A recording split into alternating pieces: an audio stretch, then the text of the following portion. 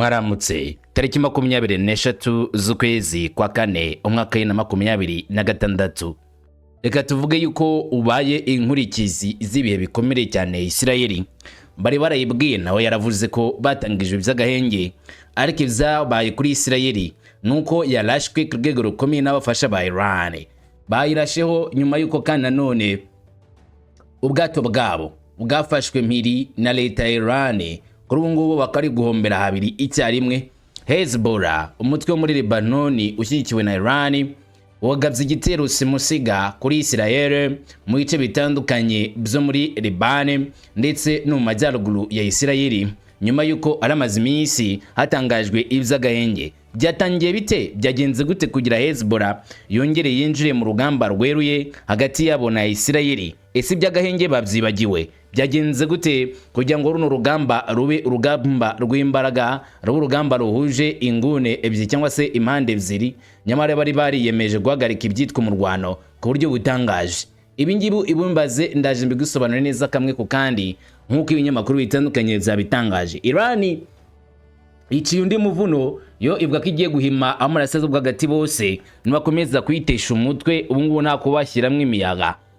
Ni imigozi ya internet ica munsi ya Hormuz. Iran itangaje yuko ifite gahunda yo kuyikata, hanyuma internet ikabura. Shuti yanjye uri muri Oman Muscat, niba nawe insinga zibazana internet zinyuze muri Hormuz, tuzongera tubonane nyuma y'uko urugamba rurangiye kuri Iran. Ntuzongera kutuvugisha naho bundi Iran yakaniye iti olingate mu byange cyangwa se mu byemere hasi hejuru. Uko byagenda kose tugiye kubigisha isomo. Mugiye kubona neza ko abapelesi bafite uburyo bwo kugenzura aka gace ka Hormuz. Mugiye kubona neza ko abapelesi bafite utuntu two bakikorera muri aya mazi, maze ibintu bigahindura isura. Babanje kubiseka no kubigira imikino, ariko kuri ubu ngubu batangiye guhamagara Iran ngo yitonde. Ndakubwira uko byagenze n'impamvu Iran yatangaje ibyo ngibyo igiye gukora muri iki cyerekezo, ndetse koko n'ingaruka zazo.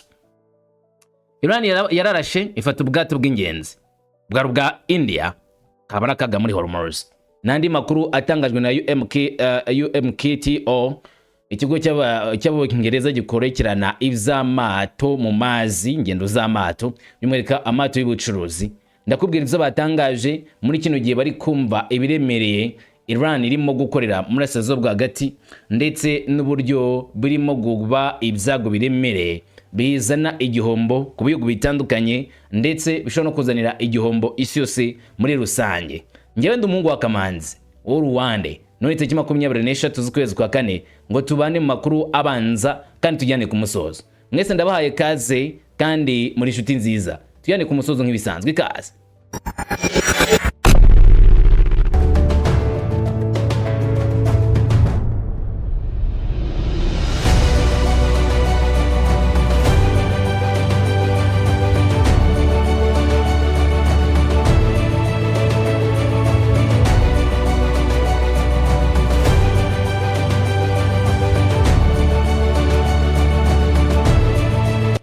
Mu bikomeje gutangazwa bino kuvugwaho cyane nivyo urugamba ariko ruri kubera gusa muri kira gace ka Hormuz, inza y'amazi magari inyurwamo n'ibikoresho byinshi ku isi, by'umwihariko bikomoka kuri petroli 20% byose niho binyura. Kuba uyu mura Hormuz utarimo kugenda neza cyangwa utakozwe utayikoreshwa neza nkuko byari bisanzwe, hari igihombo biri gutera mu isi, ndetse ibiciro kandi mpuzamahanga bikiyongera binajyanye n'ibibazo. Nyamara siyo nambara yonyine gukurikiranwa, ahubwo muri Lebanon ramaze igihe n'ubundi nkavugwa ubushyamirane butoroshye, bitewe nuko leta ya Isirayeli irwanya leta ya Iran. Bavuga ko banarwana icyitwa Axis of Resistance, umurongo abanya-Israel bita umurongo w'ikibi urimo na Hezbollah. Nyuma ko minsi ishize bari bahanganye na Hamas, urugamba rusa n'urwongeye gusubukura nyuma y'itangazwa ry'agahenge kuri Libani, aho urugamba kuri ubu ngubu rurimo kubera rw'imbaraga ku rwego rudasanzwe.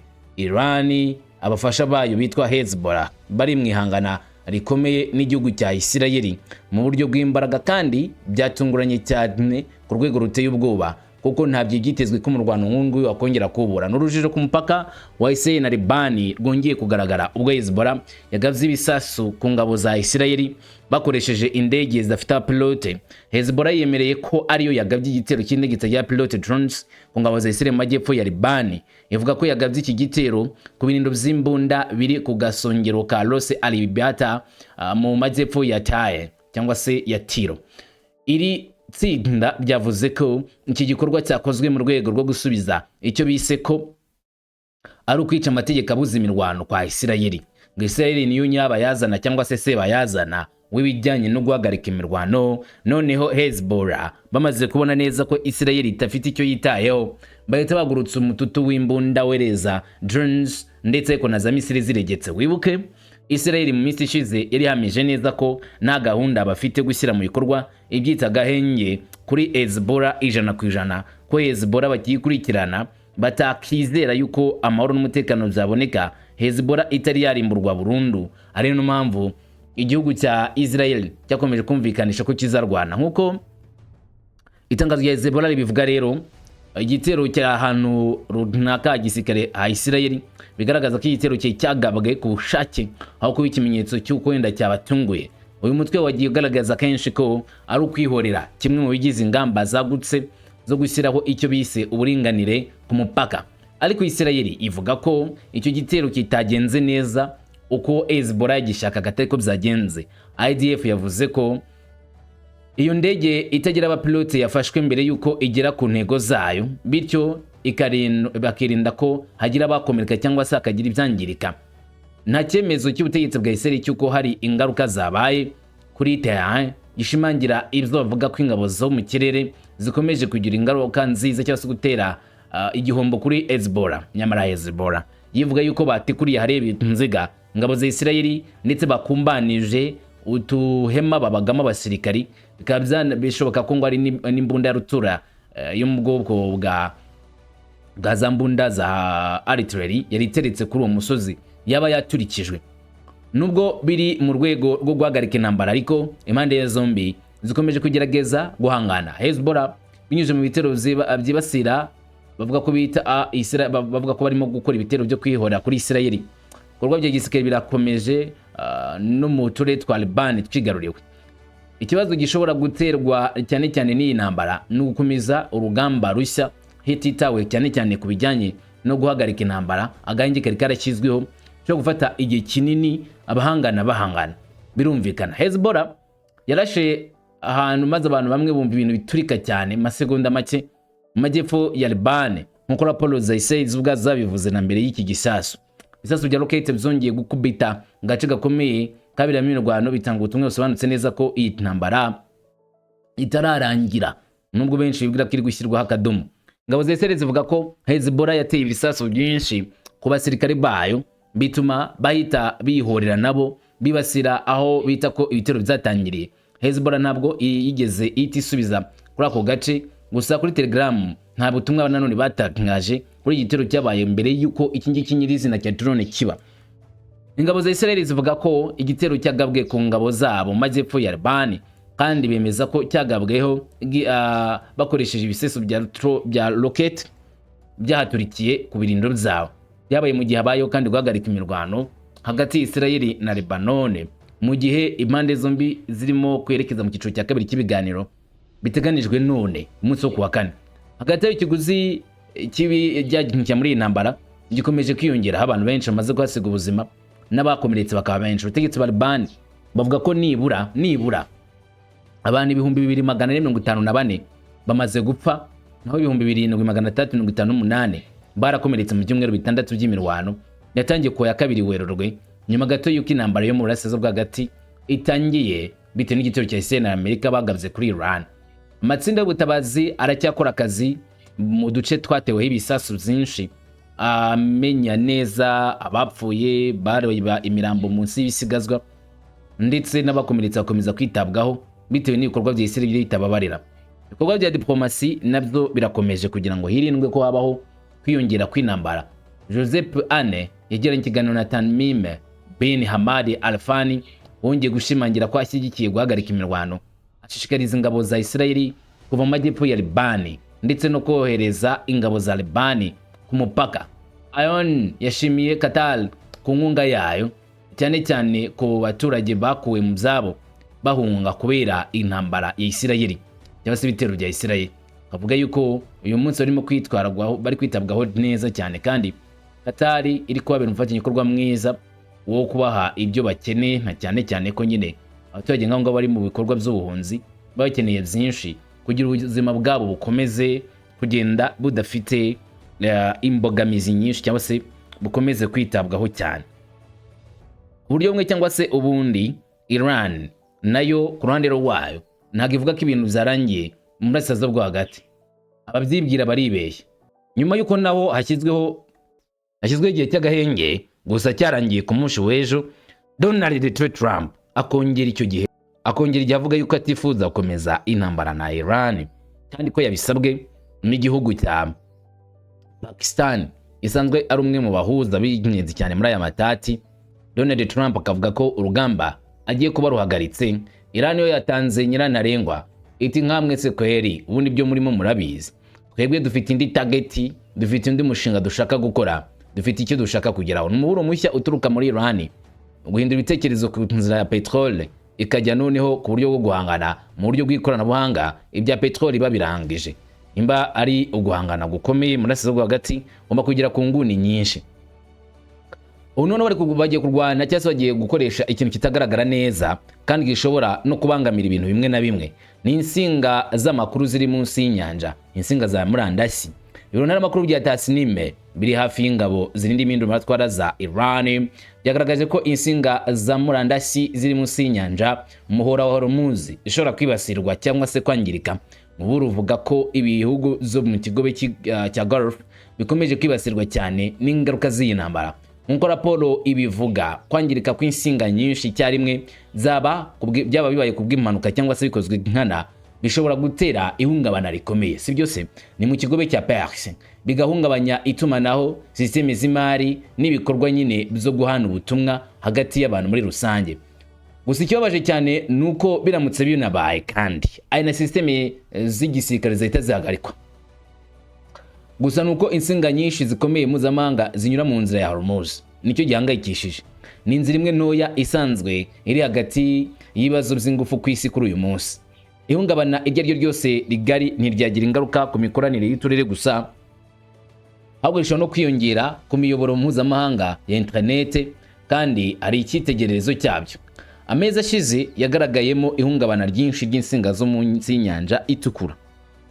Ibyo bikaba byarateje ibura rya internet, kandi bigaragaza uburyo izi system zigaragara. Itsinda rya Huawei rifatanije na Iran ryabanje gushyira mu kaga ibikorwa rya remezo nk'ibi ngibi. Nivuga wowe wumve abahuti mu nyanja itukura, niko mu gice cyo bakunze kubita. Abantu bundi bashyize mu kaga gakomeye internet yo muri karere, bitera igihombo kidasanzwe ku baturage. Kuri ubu rero Iran n'ubundi bikoze yalla igihombo gikomeye. Hanyuma mu gihe nanone bivugwa gutyo mu karere kamaze kugaragaramo ibitero bya misile, imipaka yo mu mazi n'intambara z'indege ya pilote, Iran irimo no kwerekana aho ibikoresho by'ikoranabuhanga ubu ngubu biherereye kandi kuharebana ijisho ribi. Systeme zikora bucece ariko zigashyigikira byose kuva kuri banke kugeza ku itumanaho, nibyo biri kurebwaho cyane, kandi byo gukorwaho egale igihombo rose, igihombo kuri bose. Aha Iran kandi nanone igamya neza cyane ko bashaka kubabaza bikomeye Leta zimwe za Amerika n'abafatanyabikorwa bayo. Muri parade yabaye ku munsi w'ejo bundi mu gihugu indani cya Iran mu ruteye ubwoba kuri Amerika, Iran yiyemeje gukoresha imbaraga mu gusenya imipaka ku byambo zayo, yongera gushimangira ko kugota umuhora wa Hormuz bizakomeza mu rwego rwo kwihorera, kandi ubutumwa ntago garukiraho. Ubuyobozi bukuru bwa gisirikare bwa Iran IRGC burimo no kwerekana ku mugaragaro ko bwiteguye intambara, mu gihe hari urujijo ku itangazo rya Perezida wa Leta zimwe za Amerika Donald Trump ku ruhande rumwe yo kongera igihe cyo guhagarika imirwano mbere gato yuko bakongera gusekurana. Ikinyamakuru cya Leta Iran cyatangaje mu gitondo cyo kuwa gatatu basubiramo ibyatangaje n'umuvugizi w'icyicaro gikuru cya Katamar Yalanbaya Ibrahim Zolfagari, ubutumwa yari yatanze buteguza cyane cyane igihugu cya Iran kiteguye gukora kuri ibihugu bya Leta Zunze Ubumwe za Amerika ndetse na Israel nibaramuka bongeye guterwa ikibazo ku muhora wa Hormuz, icyo Iran yitegura gukora. Umuvugizi uhagarariye icyiciro gikuru cya Katamaria nyuma yo kubona ngo iterabwoba rya Perezida wa Leta Zunze Ubumwe za Amerika ndetse n'abakuru b'ibihugu byo muri kariya gace ingabo zirinda iterabwoba cyangwa se zindi bikorwa bibi cyane bya Leta Zunze Ubumwe za Amerika ziri maso, kandi mu gihe haba habaye igitero n'ibikorwa byose kuri Iran izahita igaba igitero gikomeye ku ntego zagenwe kandi bizatanga irindi somo rikomeye kurusha iryatanzwe mbere kuri Leta Zunze Ubumwe za Amerika ngo y'abagome n'ubutegetsi bw'abazioniste bwicanga abana.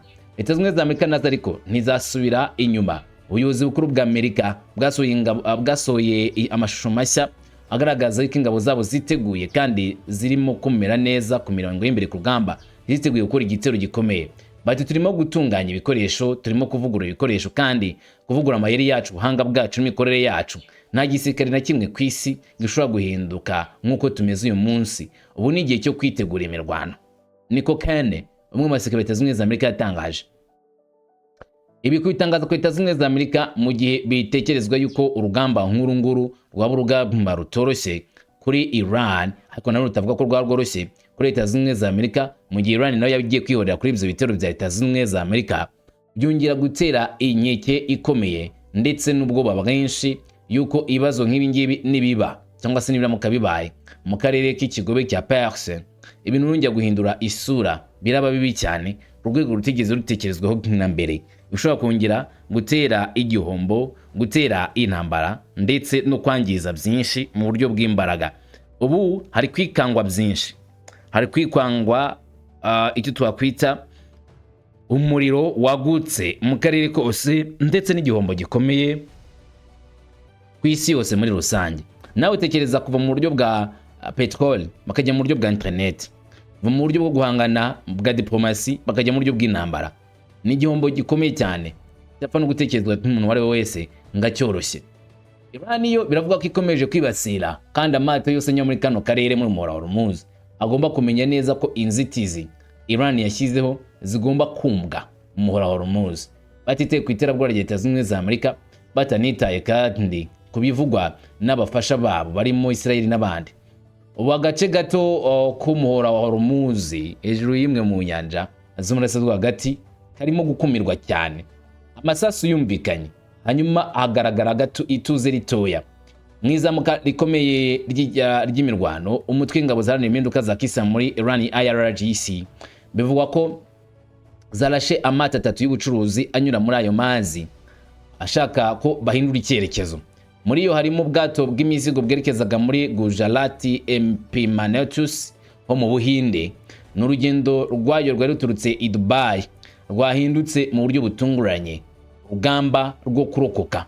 Bari bafashe urugendo baturutse Dubai bazi ko berekeje mu Buhinde, ariko inzira nibwira umugenzi Olingate mu byange cyangwa se mu zemere kwinyuzwa muri Hormuz nta green pass iturutse cyangwa green light iturutse kuri Iran, urubura umupfu wigendera isaha ku isaha yari yose. Nkuko ibikorwa byo mu mazi cy'abasabashini abakwigena ibikorwa byo mu mazi bw'Ubwongereza bitangaza, igitero cyabaye nubwo Washington yongereye igihe cyo guhagarika intambara na Tehran, ariko ku mazi imiburo yaratanzwe hanyuma irirengagizwa itanzwe na IRGC.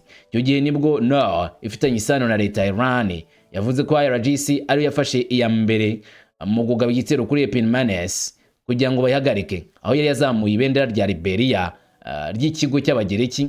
Gusa ariko siryo bendera ryonyine rizamurwa kuri buno bwato. Andi mato 2 ya Euphoria ne MSQ Francesca nayo yafatiwe muri uyu muhora nkuko bivugwa n'abashinzwe gukurikirana amato bazwi nka X-Account.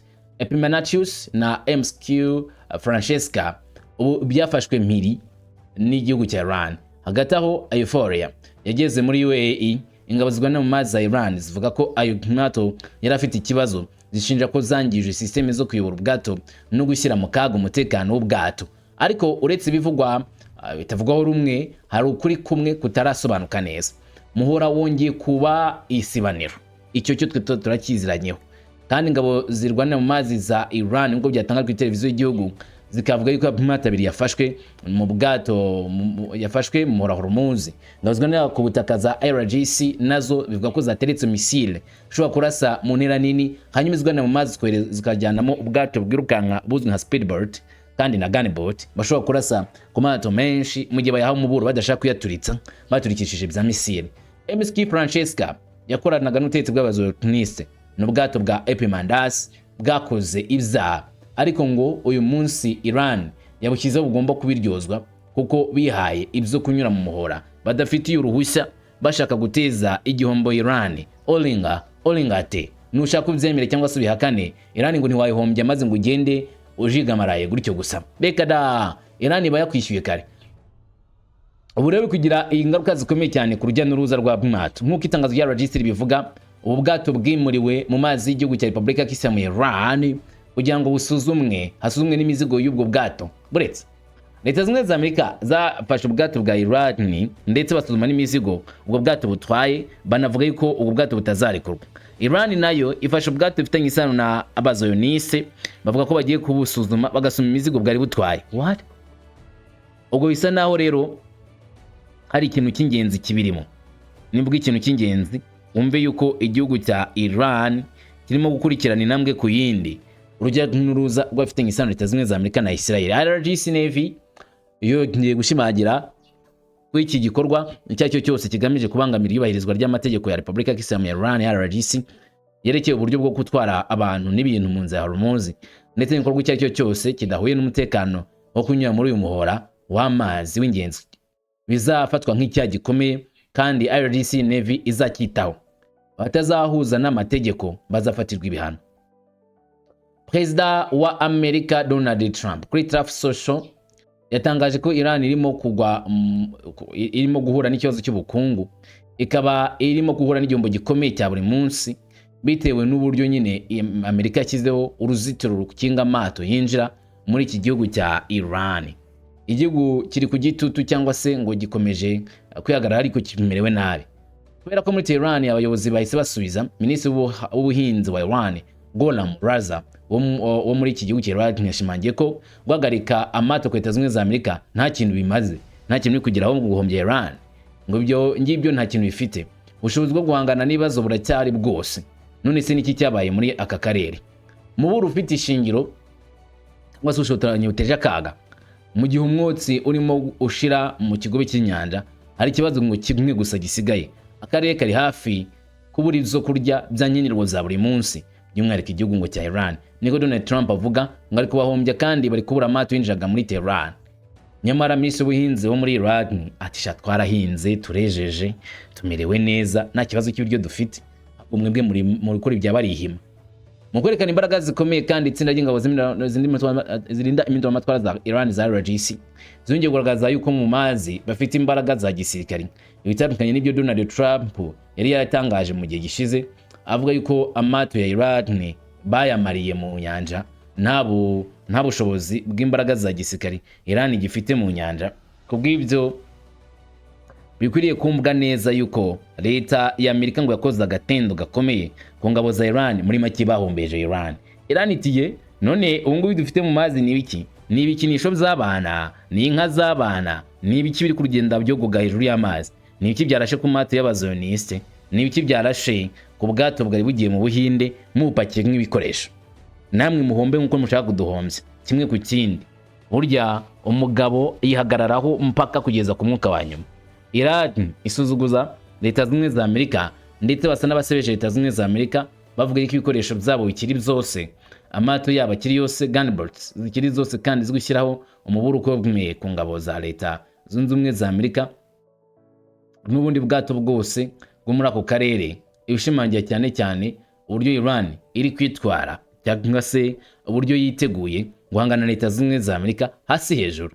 Ibyazana isekeza n'irimbuka rikomeye cyane kuri Washington, abasikire bakaba batembagarira muri ibyo bisasu cyose barimbukira mu nasazo bwa hagati. Hanyuma rero Iran nayo igikomeza gutangaza ivuga ntabwo ari uko icitse intege, oya, ivuga ko ifite imbaraga koko.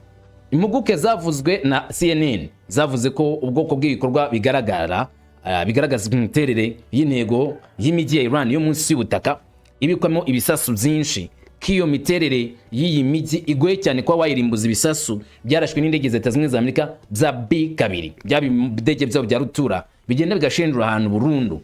Iyi mijyi ya Misile yubatswe kugira ngo ishobore kurokoka ibitero bikomeye nk'ibi ngibi, bituma ingabo zongera kugaragaza ubuhangange bwazo mu nyuma kandi zikomeze kwirwana ku buryo budasanzwe.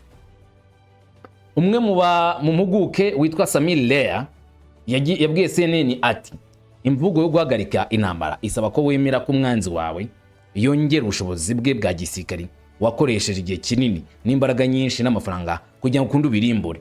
Ibi bihuye n'igitekerezo rusange cy'ibikorwa bya Iran byo munsi y'ubutaka. Igitero cya mbere cyagabwe cyagiye gikubita mu karere kandi tuzi ko cyashenye hako ntibyakoretse.